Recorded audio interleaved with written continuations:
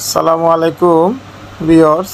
আজকে হাসান রেফ্রিজারেশনের আরেকটি কাজ হচ্ছে একটি ওয়ালটন এয়ার কন্ডিশনারের ফিটিংয়ের মধ্যে থাকছে কপার টিউব ঝালাই করা।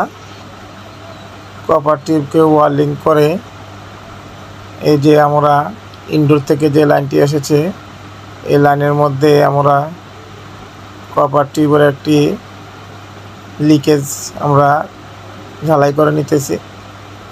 ঝালাই করার পরে ইনসুলেশন করে নিব। ইনসুলেশন করার আগে আমরা লিক টেস্ট করে নিব। এই যে আমরা আগে প্রেসার দিয়ে নিয়েছি। প্রেসার দেওয়ার পরে কোনো লিকেজ পাই নাই।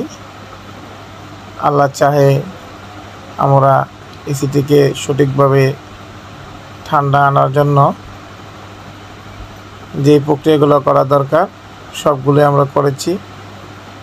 প্রথমে ওয়ার্লিং করে নিলাম, তারপর সঠিকভাবে ডেড ক্যাপগুলো বা নাটগুলোকে লাগিয়ে নিয়েছি।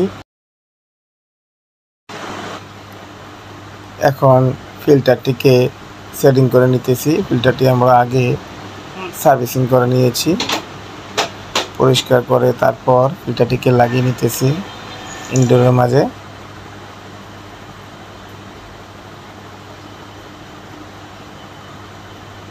এই যে এখন মোটামুটি কমপ্লিট। এখন গ্যাস দিব, 410 গ্যাস চার্জ করতেছি। গ্যাস দেওয়ার আগে একটু ব্যবহার ছেড়ে নিব। এটি যেহেতু ব্ল্যাঙ্কযুক্ত গ্যাস তাই সাবধানতার সাথে গ্যাস চার্জ করতে হবে।